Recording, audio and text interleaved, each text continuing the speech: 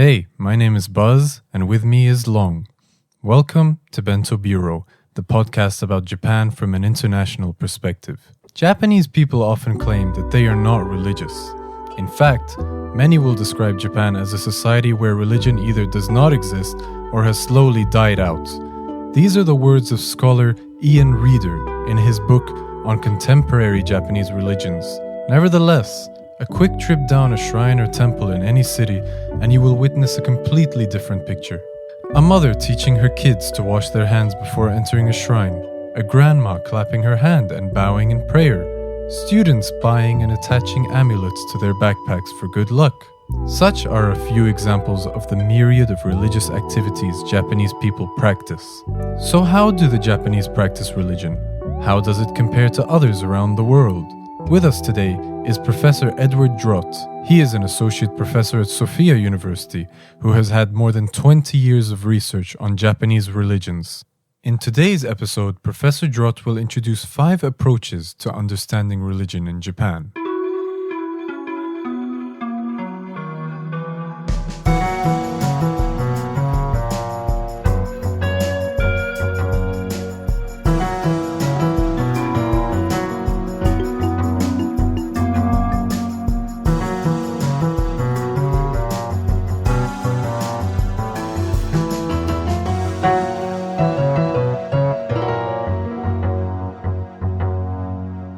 So, Professor, let's get straight into it. At the topic of Japanese religion, what made you interested in the topic of studying religion in the first place? I guess when I was at university, I figured that's a good place to take classes on topics that might not seem like they're going to be so immediately practical, but sort of topics that might interest you. And as I got more and more into taking religion classes, I realized that religion itself actually has a big impact on our lives, whether we're fully conscious of that or not. And that this was something that is a very deep topic, something that I could continue exploring for the rest of my life. And how I got interested in Japanese religion in particular, I was raised in a Protestant household where basically religion meant every Sunday you put on nice clothes, you go to church, you hear a sermon, a little lecture about how we're supposed to live. There's a sacred book that again teaches you how you're supposed to live. There's a deity, you believe in that deity, you're good, that's religion. And then in college, I'm taking classes, on, say, Zen Buddhism, and I get into this class and I'm learning about these strange stories about monks coming up and asking each other strange questions like, does a dog have Buddha nature? Or why did Bodhidharma come from the West? And then the master will answer with some sort of nonsense. The answer might be the cypress tree in the garden, or the master slaps the disciple, and the disciple has a great revelation. And I just couldn't understand how that could still be religion. And from everything I learned about religion in Japan, there was no going to church every Sunday. There was no single sacred text. There were very few, if any, opportunities to sit and hear a sermon or a lecture. So I got interested just in how religion could take so many different forms around the world, and just interested in what it would be like to live in a culture where religion might mean sitting quietly and watching your breath for 40 minutes, as opposed to hearing a sermon or thinking about ethics or things like that. So, that's sort of in a nutshell how I got interested in religion in Japan. Speaking of different forms of religion, I myself am a Muslim. Mm-hmm. I was born in Britain with a Muslim family. all ethnically Palestinian. So we all speak Arabic in the household. We later on went to live in Qatar. So I lived in a Muslim country for quite a significant portion of my life. So I know what it's like to be affected by religion in my lifestyle. And when I came to Japan, I did not feel like there was a strong sense of religion in terms of the religion that I know, that I grew up with. Sure. In fact, many people tend to coin the phrase about Japan, an atheist Mecca. Right. So when we're talking about Japanese religion, what religions are we talking about? I'm aware that there is the form of Buddhism called Shintoism, but I'm ashamed to say that I actually don't know all that much about Shintoism because my Japanese friends don't know that much. Right. They don't have much to tell me. So could you elaborate more about what type of religions are we talking about? Right. I mean, if we wanted to analyze Japanese religions in terms of separate traditions, we could say that the two major forms of religion we find in Japan are, as you noted, Buddhism, and then on the other hand, Shinto. And generally, Shinto is described as Japan's native religion because this is the religion that centers on the worship of kami, which are gods that are believed to inhabit sort of all different parts of the natural environment. And we have evidence that there was some form of kami veneration in Japan from very ancient times, prior to the time when the Japanese state started actively importing continental ideologies. So that's why it tends to be regarded as a kind of indigenous faith of Japan.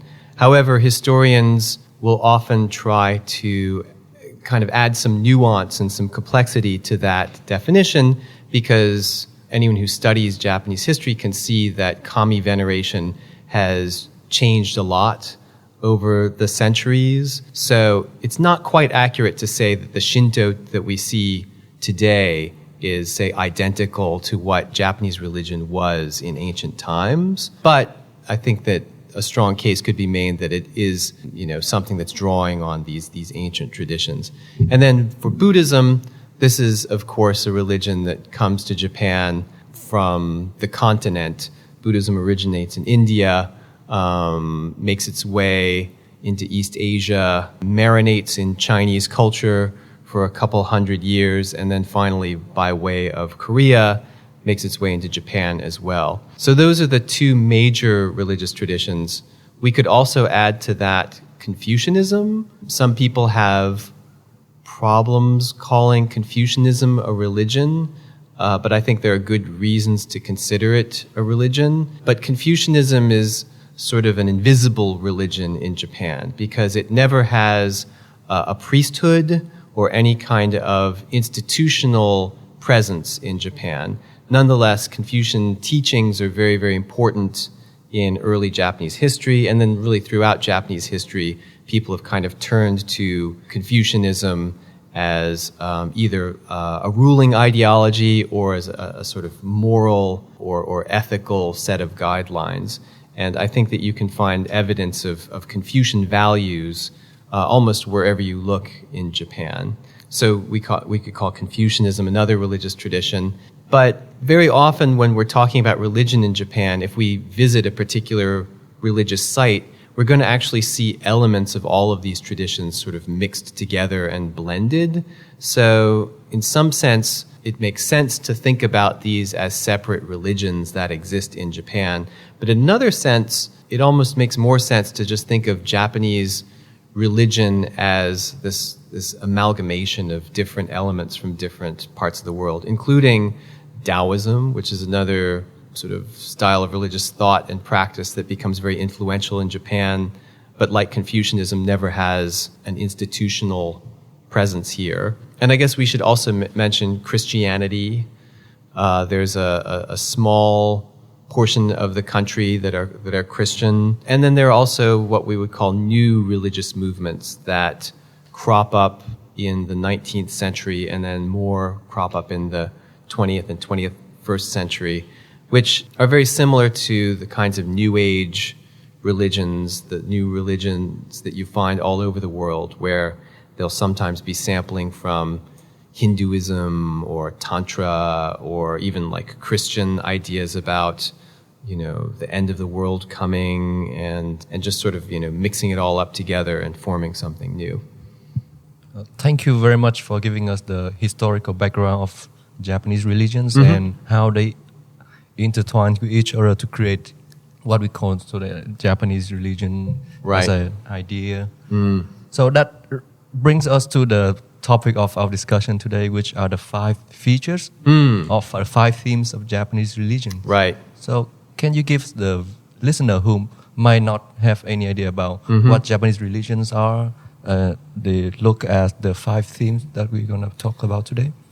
Right. These are basically 5 generalizations that scholars have at times made about religion in Japan, just as a way of orienting us when we start to undertake a study of Japanese religion. These are not themes that any one scholar necessarily might bring up in their writing, but they're themes that I've seen scholars comment on, and I've kind of picked them up and grouped them together in my teaching, particularly because for students who have a similar background to you or I, who come to Japan, we might be confused about where the religion is or what we can qualify as religious, because it doesn't look a lot like the religious traditions that we've been exposed to.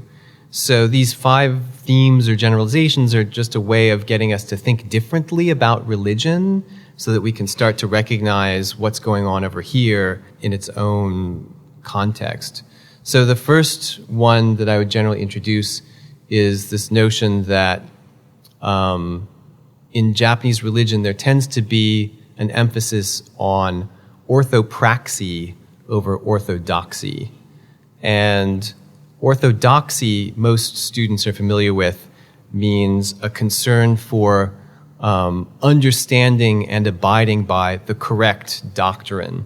So ortho is from the Greek meaning straight, which basically comes to mean correct. Orthopraxy basically means a concern for the right practice. And I should say at the outset that like any kinds of generalizations, there are always exceptions to these rules. So part of what I like to do in class is ask students to find situations where we might be looking at a particular religious group or a particular religious ideology that seems to conflict with these generalizations. Nonetheless, I think on the whole, they tend to be borne out by the data.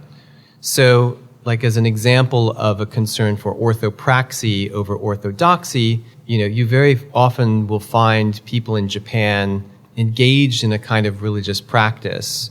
They know that there's a proper way of doing it. You're supposed to ring the bell, then bow twice, then clap once, and then bow, another time, or whatever the particular regime is. But if you ask them to explain, why is it that things have to be done in that order, only very rarely would people have an explanation for why they're doing things a certain way. The other classic example that I like to use is that of the novice monk in the Zen monastery will be instructed in the first weeks or months of training on how to sit properly, how to attain this posture, the meditation posture, and will be told, now you're going to breathe in this particular way, and what you're going to be doing now is just watching your breath. And I think that, at least in North America, when we think of meditation, we would tend to have an image of someone engaged in some sort of introspection, maybe thinking about God or thinking about the meaning of their life or reflecting on doctrine or ideas or philosophy or something. But these monks are not given anything to be thinking about. They're just told to be doing something, and they're going to be evaluated strictly on how well they're doing it. And again, it's not going to be explained, this is why you have to sit this way, or this is what your practice is supposed to be getting towards. all of that comes later. So clearly the practice is very often put first. And in some cases, you can even find religions in Japan explicitly saying it's not important to understand what you're doing. The important thing is the doing. And from the doing, you're going to have insights and you're going to learn what it's all about. But first, just do. So that's the first theme. That's very interesting coming from a Muslim who, like, growing up and being taught to read the Quran and praying 5 times a day. The sheikh or imam who would speak to me would try and explain to me why I'm doing everything and give me wider implications. It's the first time I actually found out that there are religions that trying to push practice, and through practice you kind of grasp the wider implications through the practice itself. That's quite interesting. Yeah. And I mean, one of the interesting things that scholars of religion have found is even if you go to cultures where people feel like the explanation of practice is important, very often if you interview different people from different regions or different, mosques or different communities, churches, the explanations might even differ from place to place. So even if you're from a culture that thinks orthodoxy is important, very often there's more variation, there's more sort of ambiguity within orthodoxy than many people would acknowledge. But yes, but in Japan, I also found that really fascinating, that there's so much of an emphasis on procedure and on doing things correctly. And yeah, that this notion that by doing things correctly, you start to awaken something inside yourself that will tell you like why you're doing that. That's a very interesting notion in itself too. So the second theme, although I'm not really going in any particular order, that I would introduce is that Japanese religions tend to show a concern for purity and pollution. And this is usually associated with Shinto, but Buddhism in Japan also shows a major concern for purity and pollution. And so the classic example is before you enter a sacred site in Japan, most often shrines, but also temples, very often, you'll find a little basin at the entrance and a little ladle, and you're expected to wash your hands off and rinse your mouth out, symbolically purifying yourself before you enter the Similar sacred to space. Islam. Yeah. Yes. And it kind of ties back to orthopraxy again. I also have a slide of the instructions that you will sometimes find in the little outbuilding with the basin, showing that there's a proper way to be purifying yourself. First this hand, then the mouth. But purity and pollution are also very often used as metaphors in Japanese religion. So rather than talking about salvation, sometimes you will find religious texts talking about purifying one's heart as being the goal of the religion. That we're all kind of born with a sort of open, emotionally pure kind of sense of humanity, but that as we live, gradually some sort of dust starts to pile up on that heart, that pure heart that we all have within us. And that through engaging in some sort of ritual or some sort of religious practice, we're able to wipe away that dust and return to this pure, more like original, more natural, more relaxed state of being. And so very often people will describe, say going to a shrine or a temple and coming out feeling very refreshed. And they might use this language of purification, that they feel like their heart has been purified. So it's a way of sort of revitalizing or rejuvenating themselves. So that becomes a very important aspect of religion in Japan. Not just physical purity, but also this sort of symbolic or metaphorical purity. So pollution refers to the pollution of one's heart and purity, not necessarily related to anything in regards to the environment, perhaps? It can refer to both. Okay. So in the pre-modern period, you get more of a sense that people were worried about pollution quite literally. And, there were certain taboos that also ended up leading to different forms of discrimination. So the most obvious example, blood was seen as a polluting substance. So women who have this biological fact that they're going to bleed, at least women of a certain age, are going to bleed every month, were therefore sometimes excluded from certain sacred mountains because it was believed that if a woman were to be menstruating while she was on the sacred grounds, that would either anger the gods or the kami who were there, or it would render the rituals that were being performed by Buddhists ineffective, that pollution would actually somehow mess up the rituals that were being conducted to, say, protect the state or, ensure a good harvest or something like that. So women basically were excluded from certain sacred sites.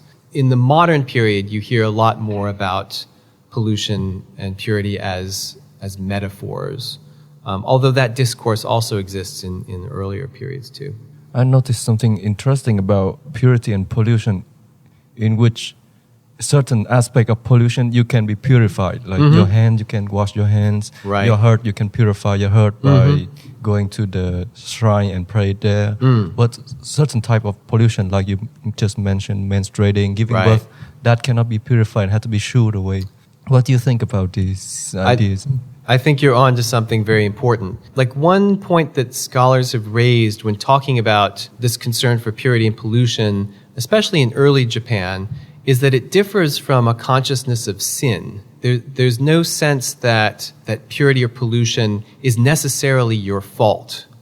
A lot of the times people are defiled just through no fault of their own. They come in contact with a dead animal on the road, they are now polluted, and they have to undertake some sort of ritual to cleanse themselves. So there's no moral taint associated with it. And as you describe, there are things you can do to purify yourself, to remedy that situation. On the other hand, there are cases where pollution comes to be seen as an essential trait of certain kinds of people. And this actually develops more in the medieval and the Tokugawa period, which is basically roughly, we might say from, the 9th, 10th century on to, the 19th century. And what ends up happening is that certain groups of people come to be regarded as polluted due to their occupation. For example, if you're a butcher, Buddhists regard taking life as, not something you should be doing. And so therefore they come up with explanations about how maybe in a previous life you had done something wrong, and therefore as a result of that karma you've been reborn as a person who now is sort of stuck with this kind of insalubrious, polluting occupation. And more, especially in the Tokugawa period, communities start to be kind of segregated, such that you end up with a weird situation in modern Japan where you have actual minority groups in Japan who are nonetheless ethnically Japanese. There's absolutely no way to distinguish them from other Japanese, but because they are part of this community with this history, they would be regarded as kind of outcasts. And so legally, from the Meiji period, from the 19th century on, these classifications were eliminated, but people sometimes continue to think in these kinds of outmoded ways and might be suspicious, for example, about that guy who's dating your daughter. Does he come from one of these groups? I want to say that this sort of discrimination is vanishing, but I'm not really sure if it's completely vanished or vanishing. Yeah, you were speaking about Burakumin, if I'm not mistaken. Correct? That's right. Yeah, we actually did an episode on that a few months ago. It was quite. We learned quite a lot, but we didn't really learn about the potential religious aspect of it. We learned more about perhaps the political decision behind. Right. that, like about the merchant class and Right. trying to keep them in check. So Right. creating a class that puts them above someone else. Yeah, that's interesting. Well, it's a complicated issue, and maybe my description of it here gives too strong an impression that we can draw a straight line from these practices of discrimination in the pre-modern period to the formation of that Burakumin class. Because scholars would argue that actually there isn't such a straight line. But it's enough to say that, yes, the forms of discrimination that we found in the medieval period were related to religious ideology, basically. Not so much later, yeah. Well, that's opening up an entire new subject, but perhaps we should move on to the third one? So a third one that I would bring up is that Japanese religions tend to be combinatory, which, as I mentioned earlier, there's a kind of openness. Religious traditions have porous boundaries. They would tend to kind of borrow liberally from other traditions and mix and match. So this is true of Shinto, which, as I mentioned, what we see as Shinto today is very different from what it would have been in the ancient period. And even though people continue to think of Shinto as somehow purely Japanese kind of religion, over the centuries it's really incorporated elements from Buddhism, from Taoism, from Confucianism, Neo-Confucianism, and sort of stirred them up and melted them together to the point where, yes, we can say that there is no other example of something exactly like Shinto anywhere else in the world. But to say that it's quote-unquote purely Japanese is misleading. Similarly, Japanese Buddhism has clearly undergone many changes and adopted different aspects of different religious traditions in Japan. So maybe the most interesting example of this is for most of Japanese history, the kami were mainly worshipped in Buddhist settings by Buddhist priests. Like Buddhism was the dominant religion of Japan for most of its history. And so most kami didn't have like a shrine with a resident priest. Instead, it would be, Buddhists who were kind of in charge of performing rituals to help them out, reciting sutras to enlighten them, making offerings and things like that. And in fact, for most of Japanese history, you didn't have strictly demarcated Shinto sites and Buddhist sites. There would have been these compounds where you could find different buildings dedicated to different Buddhist figures, bodhisattvas, Buddhas, but also like gods that had been brought with Buddhism from India or China. And then maybe there'd also be little shrines devoted to local gods, which we would call kami. But again, this would all be sort of mixed up, and people visiting these sites wouldn't say, well, I'm a Shintoist, so I'm not visiting the Buddhist sites, I'm only visiting the kami sites. Everyone would venerate everything pretty much equally. And it's only in the Meiji period in the 19th century where the government looks to Europe for examples of how to sort of reorganize itself. And that's where intellectuals start saying, we look at religion and the way it's practiced abroad, we find a situation where people are members of one particular tradition or sect. We need to do something similar with religion in Japan. It's all mixed up and that's no good. And so they actually pass a law separating Buddhism and Shinto. And all of these sites had to decide, are you going to be a Buddhist temple? Are you going to be a Shinto shrine? Or what was often the case is they would sort of like draw a line down the middle of these complexes, and everything on this side becomes the shrine, everything on that side becomes the temple. So still in Japan today, if you find a temple, you're very likely to find a shrine nearby. And probably before the Meiji period, they would have just been one sacred space. And then the other reason that the Meiji government did this is because it decided that it was going to promote Shinto as a kind of national religion to try to unify the state. But even though they make these efforts to separate Shinto and Buddhism, it's never 100% successful. So even today, I think it's fair to call Japanese religion combinatory because, as anyone who's been to a Buddhist temple will tell you, There are plenty of kami still enshrined there. Usually they're acting as some sort of protectors of the temple. And then similarly, if you go to a Shinto shrine, they're likely to have different kinds of Buddhist icons there as well. And you will sometimes find people going to one side or the other and thinking they're going to a temple when actually they're going to a shrine, or vice versa. Very often people in Japan aren't really clear about the difference and don't really care too much either. I think we can attend to that, especially as foreigners who are living in Japan. Every time we go to a temple or a shrine, we can even separate between what is the temple, what's the shrine, are they the same thing? And even when you go to one religious site, you can't even tell if it's Shinto or is it Buddhist. Yep. Right. So that's like a common experience that not only Japanese people, but also people from outside of Japan as well. Yeah, I mean, I remember one time going with a family that I was living with. Hatsumode is this big New Year's celebration where everyone is supposed to visit a shrine on New Year's Day. It's the first shrine visit of the year, and this is to sort of purify you for the coming year, get rid of all of your kind of bad feeling that's accrued from the previous year. And so, it supposedly is some sort of Shinto thing.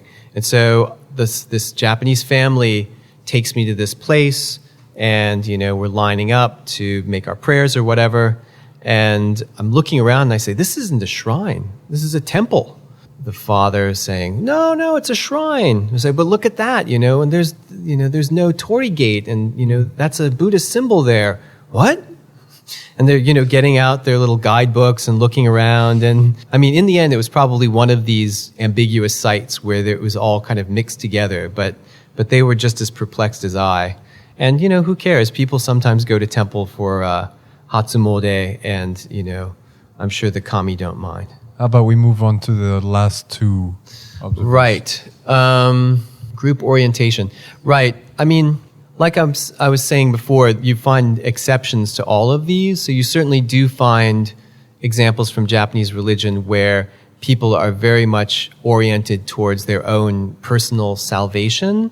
But, coming out of a Protestant Christian background, you get the very strong impression that religion, there's church and all of that, but really it's about your personal relationship with the divine being. That's sort of one of the features of Protestantism, is that instead of having the church or the Pope mediating your relationship with the divine, the individual has to get right with God.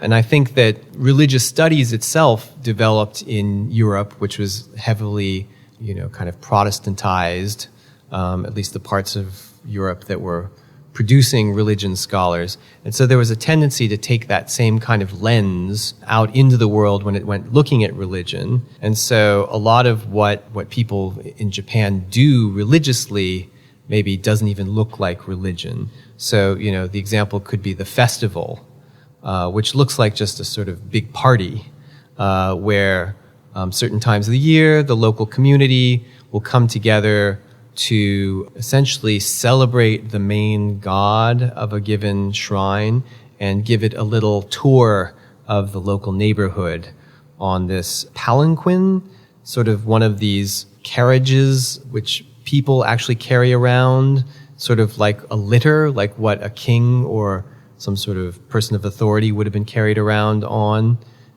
in the pre-modern period. So the god is actually transferred to one of these portable shrines and carried around the local community. And you'll see pictures of this, or if you actually participate in one, there's a lot of alcohol involved and people are kind of rowdy and jostling into each other, but you definitely get a real sense of communal effervescence, which, there might be dancing and these kinds of activities. And this is sort of how, people end up encountering religion for the most part in Japan, is through these communal activities. Speaking of alcohol in these parties, well, I don't drink. This is not related, but I was just curious: is there a role of sake in Shintoism by any chance? Yes. So sake is seen as one of a few purifying substances. Salt, fire, water, and sake are the main things that are believed to be able to purify you.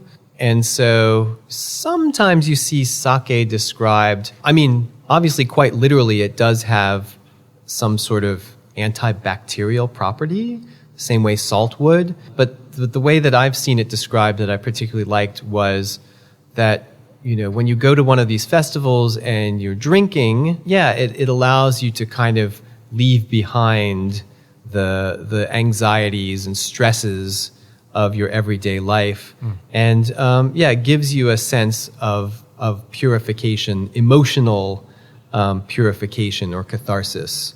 And so it's another way that purity is used as a kind of metaphor. We've been speaking for about 40 minutes. So let's wrap this up with the last observation, which is this life in this world. Yeah, the fifth theme that I introduced is that Japanese religions tend to be concerned with this world benefit or this worldly benefits. The Japanese term for this is genzei ryaku. This is a term I think coined by scholars to describe this phenomenon.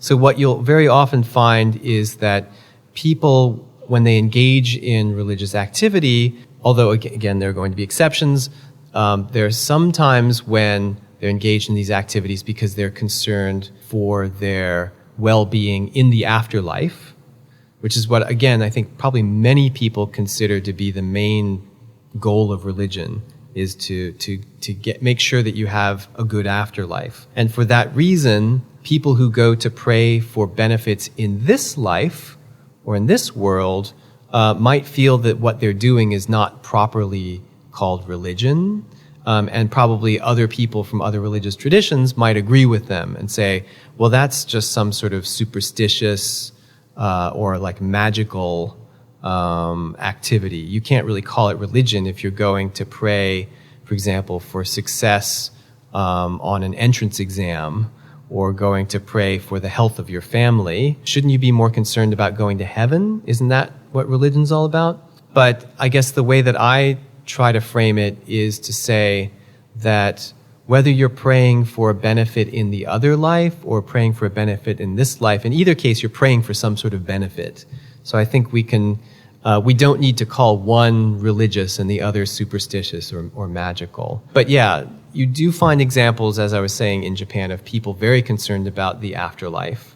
And in fact, you know, funeral and memorial rites are a major part of Japanese religiosity. You know, the major way in which many people in Japan come in contact with Buddhism is through either the funeral for their loved ones or memorial rites to hopefully ensure the peace and well-being of their loved ones wherever they may be. But nonetheless, when you see people going to, say, Hatsumode, or going to just shrines or temples, say, when someone gets pregnant, they might go and get this sash that they'll tie around their belly to help ensure that their child grows and is born safely.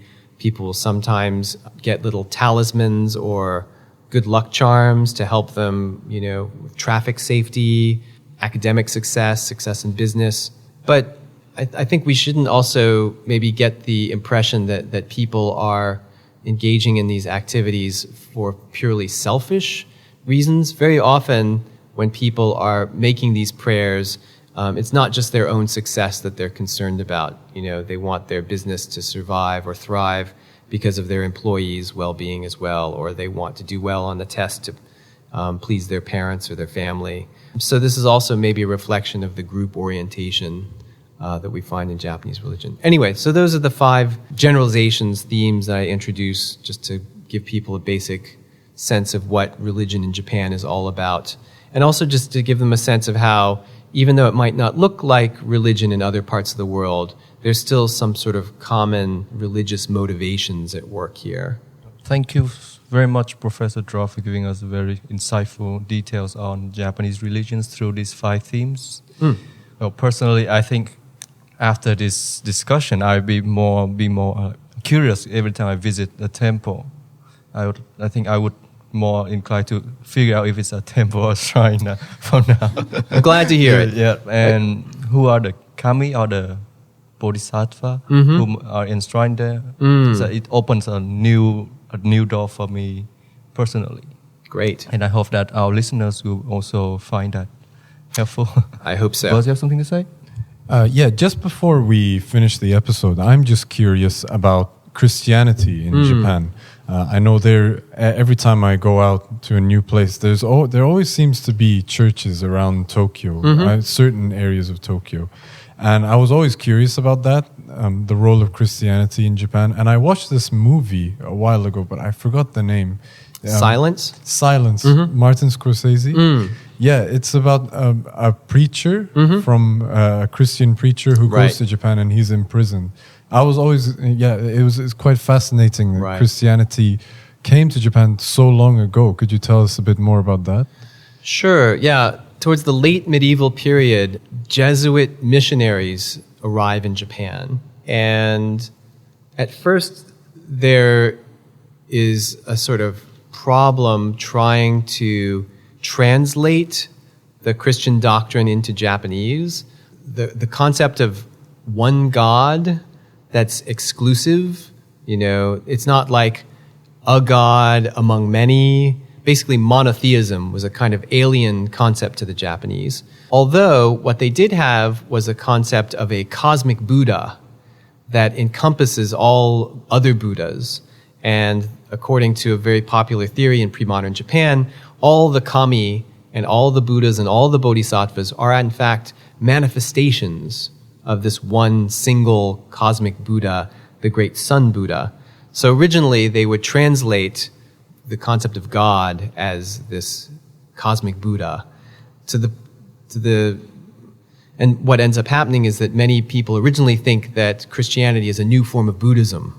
At some point, we think that people were able to get straight that no, this is actually a different religion entirely, and it enjoys a brief period of flourishing. So many converts are made, especially in these western regions of Japan where certain daimyo or feudal lords decide that this is a good kind of ideology to adopt because the Jesuits also bring with them superior shipbuilding and weapons technology. So maybe this will give us inroads with these Europeans if we convert.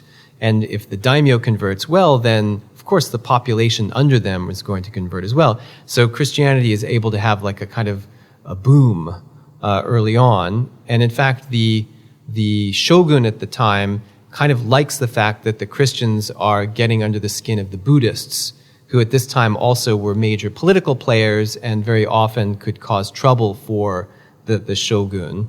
But then the next shogun who succeeds him starts to see Christianity as a threat. They start to look at what's happening around the rest of Asia, and they come under the impression that the Christian missionaries are kind of the tip of the spear of colonialism, essentially.